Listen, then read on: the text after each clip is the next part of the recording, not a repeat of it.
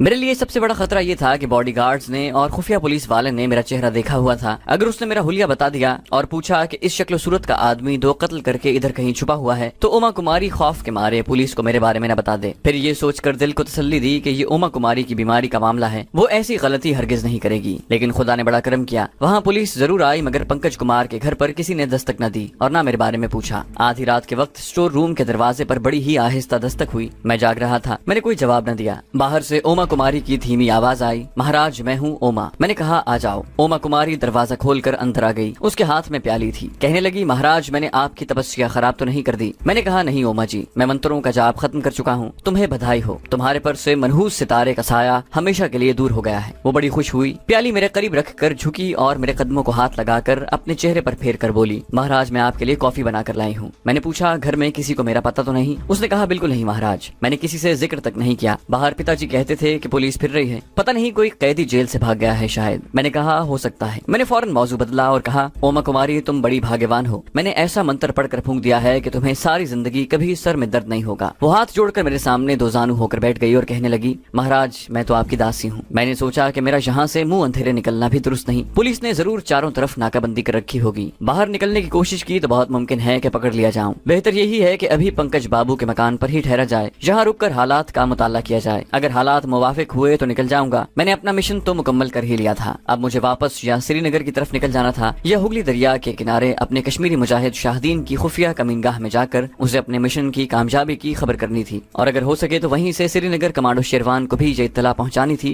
मैंने ये सब सोचकर उमा कुमारी से कहा, उमा जी मैं सुबह के वक्त नाश्ता तुम्हारे घर पर ही करूंगा, लेकिन मैं ये जाहिर करना चाहता हूँ कि जैसे मैं बाहर से आया हूँ। क्या ऐसा हो सकता है? उमा कुमारी पढ़ी लिखी खातून थी। कहने लगी, महाराज स्टोर के पीछे एक दरवाजा मकान के पिछवाड़े में खुलता है, आप उस तरफ से गुजर कर मकान के बरामदे वाले दरवाजे से घर में आ सकते हैं। सब यही समझेंगे कि आप बाहर से आए हैं। मैंने कहा बस ठीक है, अब तुम जाओ, मैं दिन निकलने के बाद घर में आऊंगा। वो मेरे कदमों को छू कर चली गई। कॉफी ने मेरे जिस्म में चुस्ती पैदा कर दी। नींद पहले भी नहीं आ रही थी। सुबह तक दीवार से टेक लगाए बैठा अपने अगले मिशन के बारे में सोचता रहा। आखिर सुबह हो गई। स्टोर रूम के रोशनदान में से दिन की रोशनी अंदर आने लगी। बाहर सड़क पर अखबार वाले की आवाज भी आई। एक स्कूटर तेजी से गुजर गया। दरख्तों पर बोलते परिंदों की आवाजें भी शुरू हो गईं। जब जरा दिन निकल आया मैं खामोशी से उठा, दरवाजा खोला और बाहर देखा। सामने एक और दरवाजा था जो बंद था। मैं स्टोर रूम के पीछे गया। मैं दबे पांव चल रहा था। मकान के अंदर से उमा कुमारी और उसकी माता जी की बातें करने और नौकर को बुलाने की आवाजें आई। मैंने देखा कि वहाँ वाकई एक दरवाजा था। कुंडी खोलकर मैंने दरवाजे का एक पट जरा सा खोला। ये मकान का पिछवाड़ा था जहाँ मुर्गियों के डब्बे और काठ कबाड़ पड़ा हुआ था। मुर्गियां इधर उधर दाना खा रही थी। जहाँ से मैं इंतहाई एहतियात से चलता मकान के बरामदे की तरफ आ गया। सबसे पहले मैंने सड़क का जायजा लिया। मुझे वहाँ कोई पुलिस कांस्टेबल नजर न आया। मैंने बरामदे में आकर दरवाजे पर दस्तक दी। उमा कुमारी शायद मेरा इंतजार ही कर रही थी। उसने दरवाजा खोला। मुझे देखकर मानी खेज अंदाज में मुस्कुराई और ऊंची आवाज में बंगला जबान में उसने माताजी और पिताजी से कहा कि महाराज आए हैं। मैं जल्दी से कमरे में दाखिल हो गया। उमा कुमारी ने दरवाजा बंद करके कुंडी लगा दी। दूसरे कमरे में से पंकज बाबू और रसोई में से उमा कुमारी की मां निकलकर वहां आ गए। उन्होंने मुझे अकीदत से नमस्कार किया। पंकज बाबू ने मेरे पांव छुए और उमा कुमारी ने भी मेरे पांव छुए। उसकी माताजी मेरे पांव को हाथ लगाने लगी। मैं पीछे हट गया। ये बुजुर्ग औरत थी, एक शफीक माँ थी। मुझे ये गवारा नहीं था कि वो मुझ गुनाहगार के पांव को हाथ लगाए। मैंने उन्हें बताया कि मैं उमा कुमारी की खबर पूछने आया हूँ और अब उसका क्या हाल है। पंकज बाबू बोले, महाराज आपकी मेहरबानी से भगवान ने उसे बिल्कुल अच्छा कर दिया है। देख लें पहले से कितनी अच्छी लग रही है। उमा कुमारी ने हाथ जोड़कर कहा, महाराज मुझे तो ऐसा लगता है कि कभी सर दर्द ही नहीं हुई। मैंने कुर्सी पर बैठे हुए कहा, बस अब कभी सर में दर्द नहीं होगा। पंकज बाबू ने उमा कुमारी की माँ से कहा, सरोजनी जी महाराज के लिए नाश्ता तैयार करो। रामू को भेजकर चौक में से कचौरियां रसगुल्ले भी मंगवा लो। मैंने कहा, पंकज बाबू तकल्लुफ बिल्कुल न करें, मैं इस वक्त कचौरियां और रसगुल्ले नहीं खाऊंगा, मामूली नाश्ता करूंगा। उमा कुमारी और उसकी माता जी रसोई की तरफ चली गईं। पंकज बाबू मेरे पास बैठ गया। मैं उससे बाहर के हालात मालूम करना चाहता था। मैंने कहा, हमारा मोहल्ला यहाँ से दूर नहीं है, रात वहाँ पुलिस फिर रही थी, भगवान जाने क्या बात हो गई है, क्या यहाँ कोई गड़बड़ है? पंकज बाबू कहने लगा, महाराज मुझे तो मालूम नहीं, मैं रात देर से आया था, सुनील जी के यहाँ शतरंज खेलता रहा। सुबह बाजार गया तो लोगों ने बताया कि रात मिलिट्री फाउंडेशन के पास 2 आदमियों का खून हो गया है। पुलिस इलाके में कातिल को तलाश कर रही है। मैंने अपनी सड़क पर पुलिस की गाड़ी भी देखी है। मैंने अनजान बनकर कहा, जब भी मैं कहूँ कि ये पुलिस रात के वक्त हमारे इलाके में क्या कर रही है, क्या किसी फौजी का खून हुआ है? पंकज बाबू बोला, कुछ नहीं पता महाराज, थोड़ी देर में बाजार जाकर सारे हालात मालूम कर लूंगा। इतने में उमा कुमारी और बंगालन नौकरानी नाश्ता लेकर आ गईं। नाश्ते पर जंग की बातें शुरू हो गईं। मैंने कहा, हमारी भारतीय हुकूमत ने सोच समझकर पाकिस्तान पर हमला नहीं किया, वरना आज लाहौर पर हमारा कब्जा होता। पंकज बाबू कहने लगा, महाराज हमारे लीडरों के दिमाग ही नहीं है, फौजी क्या करेंगे? मगर अब हमारी फौज ने पाकिस्तान पर एक और हमला करने की जबरदस्त तैयारियां शुरू कर दी हैं। उमा कुमारी बोली, अब तैयारियां کرنے سے کیا ہوگا, पिता जी जो होना था वो हो गया. सारी दुनिया में भारत की बदनामी हुई है. लोग कहते हैं कि पाकिस्तान तो बड़ा छोटा सा मुल्क था, हिंदुस्तान के पास ज्यादा फौज थी, इतने हवाई जहाज थे, इतने टैंक थे, फिर हमारी फौज से इतना भी न हो सका कि लाहौर के शालामार बाग पर ही कब्जा कर लेती. पंकज बाबू बोला, बेटी एक और बात भी है, इस बात को चाहे हम माने ना माने, और वो ये है कि पाकिस्तान के लोग बड़े बहादुर लोग हैं. जेहलम, गुजरात, मीरपुर, पोठोहार, सरहद, मियांवाली के सारे इलाके बहादुर फौजियों के इलाके हैं. इन पंजाबियों ने तो सिकंदर की फौज को नानी याद करा दी थी. पोरस के हाथी न बिदकते तो सिकंदर कैदी बनकर पोरस के दरबार में होता. मैंने यूं ही कह दिया. अब हमारी भारतीय सेना किस किस्म की तैयारियां कर रही है? क्या वो कोई एटम बम बना रही है? पंकज बाबू बोला, महाराज एटम बम अगर हम बनाएंगे तो पाकिस्तान भी बना लेगा. ओमा कुमारी ने अपने वालिद से पूछा, पिताजी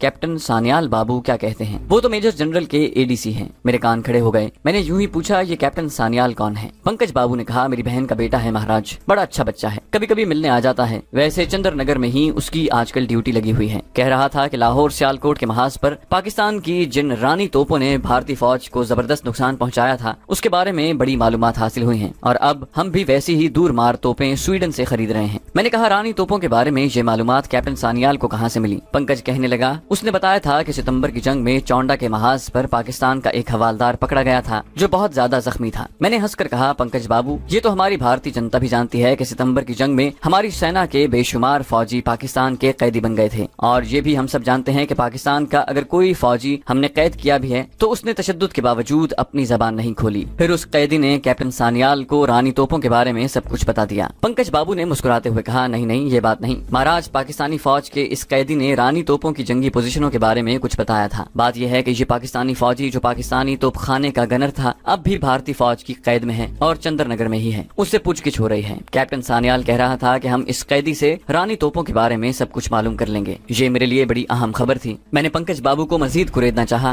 मैंने पूछा, क्या चंद्र नगर में कोई फौजी छावनी है? वो बोला, फौजी छावनी नहीं है महाराज, वहाँ इंडियन आर्मी की एक आर्टिलरी रेजिमेंट का हेडक्वार्टर है. मेरा भांजा कैप्टन सान्याल चूंकि आर्टिलरी रेजिमेंट के कमांडिंग ऑफिसर का एडीसी है, इसीलिए उसे पाकिस्तानी फौज की आर्टिलरी रेजिमेंट के कैदी से इंटरोगेशन के लिए चंद्र नगर भेजा गया है ताकि वो उससे पूरी इन्फॉर्मेशन लेकर उसकी फुल रिपोर्ट तैयार करके कमांडिंग ऑफिसर को पेश करे. मैं खुदा की कुदरत पर हैरान हो रहा था कि किस तरह पाक फौज के एक जख्मी जंगी कैदी के बारे में मुझे फुल रिपोर्ट पूरी तफसील के साथ मिल रही थी. अगर मेरी मुलाकात पंकज बाबू से न होती और मैं उसी रात कश्मीरी मुसलमानों के कातिल को जहन्नम वासिल करने के बाद पंकज बाबू के घर न जाता तो मुझे कभी इल्म न हो सकता था कि पाक फौज का एक जख्मी फौजी इस वक्त कलकत्ता के करीब एक शहर चंद्र नगर में कैद है और भारतीय फौज के जुल्म सितम का निशाना बना हुआ है. मैंने उसी वक्त फैसला कर लिया कि मेरा अगला कमांडो मिशन पाक फौज के इस गयूर जवान को इंडियन आर्मी के टॉर्चर सेल में से निकाल कर पाकिस्तान पहुंचाना होगा. इस मिशन की कामयाबी के लिए चंद्र नगर में कैप्टन सान्याल से मुलाकात और उसका एतमाद हासिल करना जरूरी था, और ये सब कुदरत ने पंकज बाबू की फैमिली से मेरे ताल्लुकात की शक्ल में पैदा कर दिया था. मैंने जानबूझकर गुफ्तगू का मौजू बदल दिया और ओमा कुमारी की बीमारी के बारे में बातें शुरू कर दी. मैंने उन लोगों को बताया कि उनकी बेटी को बीमारी से हमेशा के लिए निजात मिल गई है.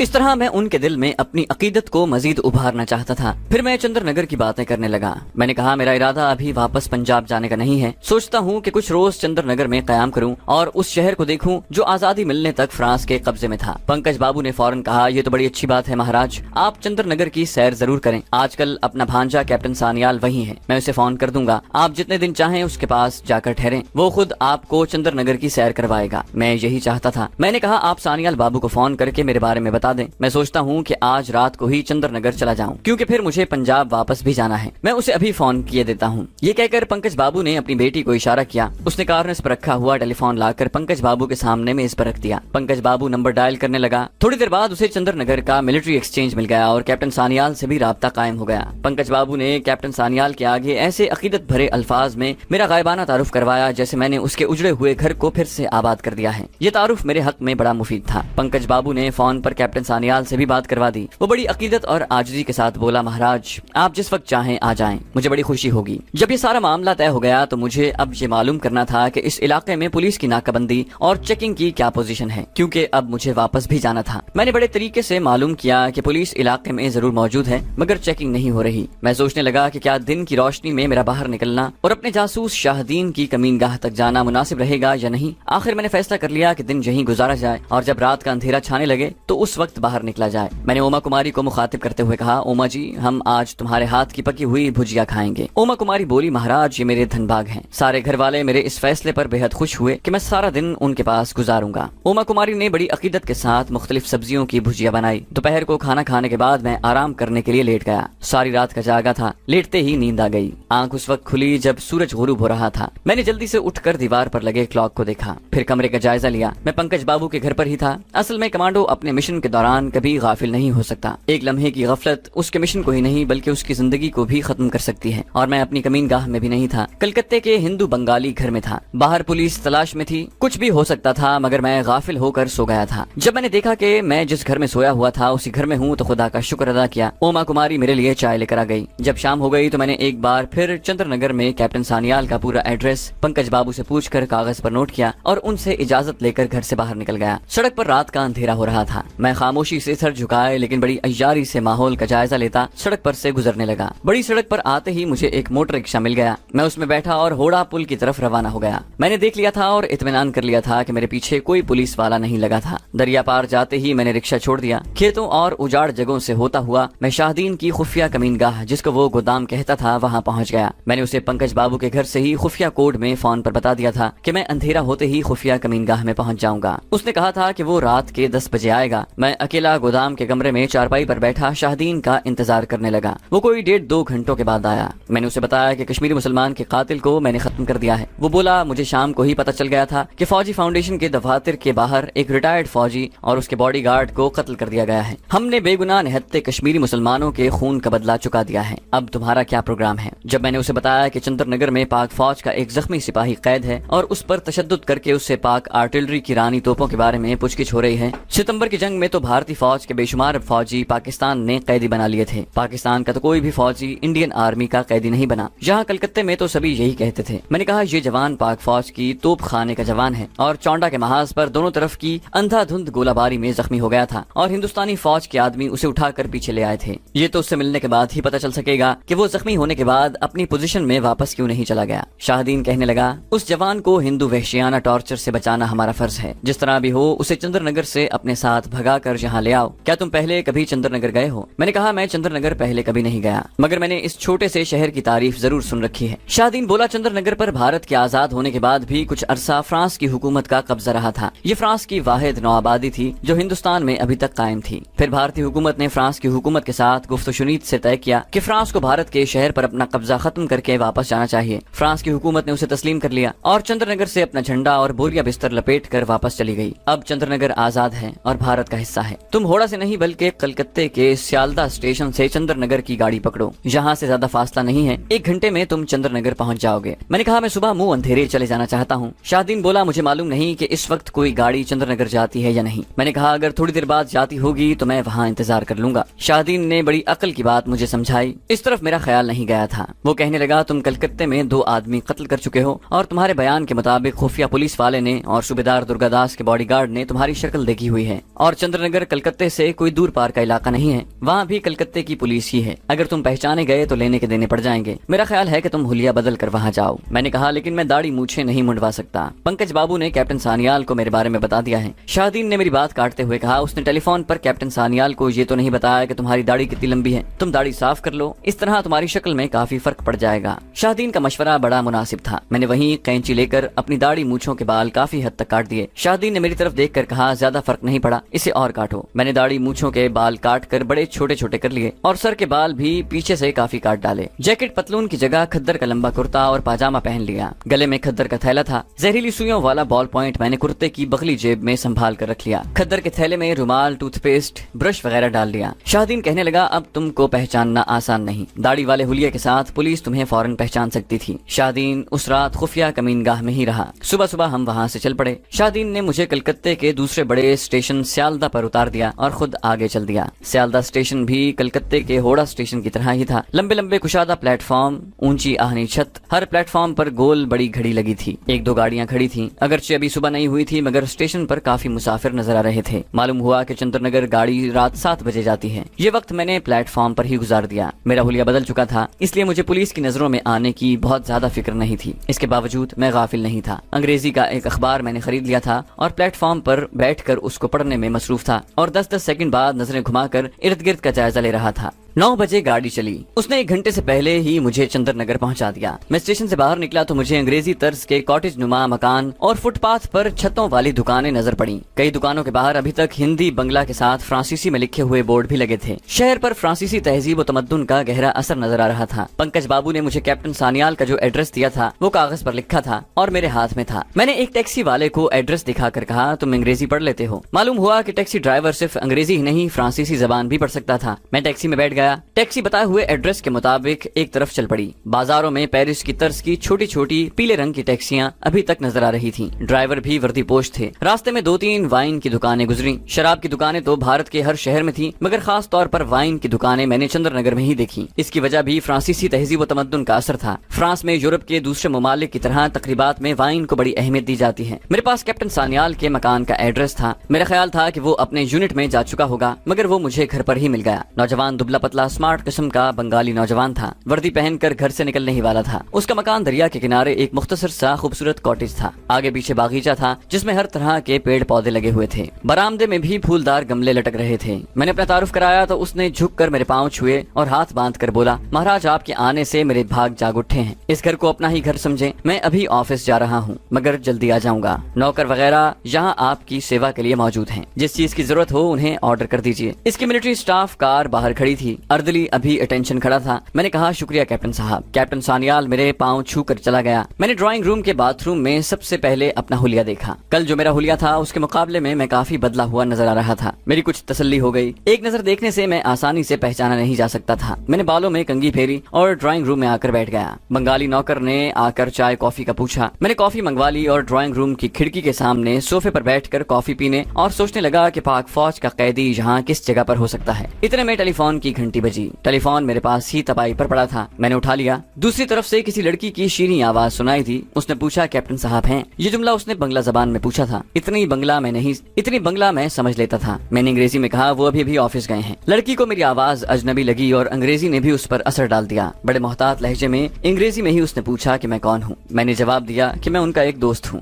لڑکی نے شکریہ کہا اور ٹیلی فون بند کر دیا۔ ڈرائنگ روم میں ایک جگہ دیوار پر مہاتما گاندھی اور پنڈت نہرو کی تصویریں تھیں۔ میں ٹہلتے ٹہلتے کیپٹن کے بیڈ روم میں چلا گیا۔ بڑا عیش و عشرت والا بیڈ روم تھا۔ ڈبل بیڈ بچھا تھا۔ حالانکہ پنکج بابو کی زبانی مجھے معلوم ہوا تھا کہ کیپٹن سانیال کی ابھی شادی نہیں ہوئی۔ دیوار پر آمنے سامنے نیم اوریاں عورتوں کی پینٹ کی ہوئی تصویریں سجی ہوئی تھیں۔ میں واپس آ کر ڈرائنگ روم میں بیٹھ گیا اور وہاں پڑے ہوئے اخبار دیکھنے لگا۔ انگریزی کے ایک اخبار کے آخری صفحے پر ملٹری فاؤنڈیشن کے باہر صوبیدار درگا داس اور اس کے گارڈ کی خبر چھپی ہوئی تھی۔ کسی کی تصویر ساتھ نہیں تھی۔ میں نے اس خبر کو غور سے پڑھا۔ خبر میں یہی لکھا تھا کہ فوج کے ریٹائرڈ صوبیدار درگا داس کو کشمیری کمانڈو نے ہلاک کر دیا ہے۔ ابھی تک کشمیری حریت پرستوں نے اس قتل کی ذمہ داری قبول نہیں کی۔ پولیس اور ملٹری پولیس سرگرمی سے قاتل کو تلاش کر رہی ہے۔ یہ اسی روز کا اخبار تھا۔ دوسرے اخبار بنگلہ زبان کے تھے۔ ظاہر تھا کہ ان میں یہ خبر ضرور چھپی ہوگی۔ 11 بجے کے بعد کیپٹن سانیال آ گیا۔ آتے ہی ہاتھ جوڑ کر بولا، مہاراج کوئی تکلیف تو نہیں ہوئی؟ میں نے کہا، ارے نہیں سانیال جی، میں تو بڑے مزے سے رہا ہوں، بس اب وقت نکال کر مجھے چندر نگر کی سیر کرا دیں، اسی غرض سے میں یہاں آیا ہوں۔ کیپٹن سانیال میرے سامنے ادب سے بیٹھا تھا۔ کہنے لگا، مہاراج آپ نے اوما کماری کو اچھا کیا، ہماری فیملی پر جو احسان کیا ہم اسے کبھی نہیں بھول سکتے۔ میں نے کہا، وہ تو میرا فرض تھا کیپٹن صاحب۔ پھر میں نے اسے بتایا کہ ایک لڑکی کا فون آیا تھا، اس نے نام بتایا تھا مہاراج۔ میں نے کہا، نہیں نام نہیں بتایا، تمہارا پوچھا تھا۔ میں نے کہا، کیپٹن صاحب آفس گئے ہوئے ہیں۔ بنگالی کیپٹن کے چہرے پر خوشگوار سی مسکراہٹ پھیل گئی، کانتا ہوگی۔ پھر یہ کہہ کر دوسرے کمرے میں چلا گیا کہ مہاراج میں کپڑے بدل لوں، پھر شہر کی سیر کو چلتے ہیں۔ میں نے گاڑی اسی لیے واپس نہیں جانے دی۔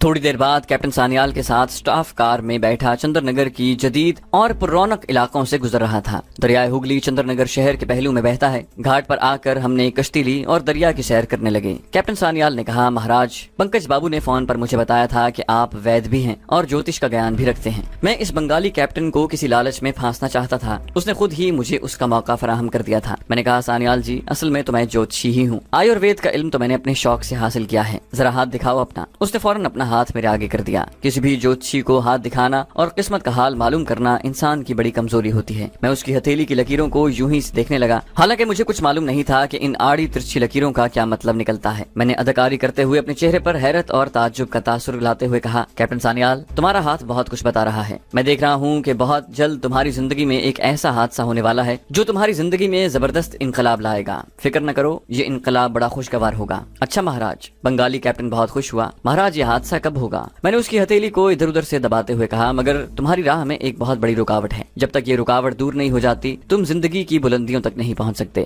بنگالی کیپٹن فکر مند ہو گیا، بولا، مہاراج یہ رکاوٹ کیسے دور ہوگی؟ میں نے اس کی ہتھیلی کو بند کرتے ہوئے کہا، اس کی تم چنتا نہ کرو، یہ رکاوٹ ہم دور کر دیں گے، مگر ابھی نہیں۔ آج چندرما کی کتنی تاریخ ہے؟ اس نے کچھ سوچ کر کہا، شاید 6 تاریخ ہے۔ میں نے کہا، ہمارے گرو جی نے ہمیں تاکید کی ہوئی ہے کہ چندرما کی 15 تاریخ تک ایسا ذائچہ نہیں بنانا چاہیے جیسا ذائچہ تمہارا بنے گا۔ کیپٹن سانیال نے عاجزی سے کہا، مہاراج پلیز آپ اتنے دن میرے پاس ہی ٹھہریں۔ میں نے مسکراتے ہوئے کہا، فکر نہ کرو، جب تک ہم تمہارا ذائچہ بنا کر تمہاری جنم ریکھا کے آگے آئی ہوئی خطرناک رکاوٹ کو دور نہیں کر دیں گے واپس نہیں جائیں گے۔ کیپٹن سانیال نے ہاتھ جوڑ دیے، مہاراج آپ کی یہ مجھ پر بڑی کرپا ہوگی۔ جس طرح آپ نے اوما کماری کی بیماری ختم کر دی ہے، اسی طرح میری ترقی کی راہ میں جو رکاوٹ ہے اسے بھی ہمیشہ کے لیے دور کر دیجیے۔ میں نے کہا، تم فکر نہ کرو، بھگوان نے چاہا تو بالکل ایسا ہی ہوگا۔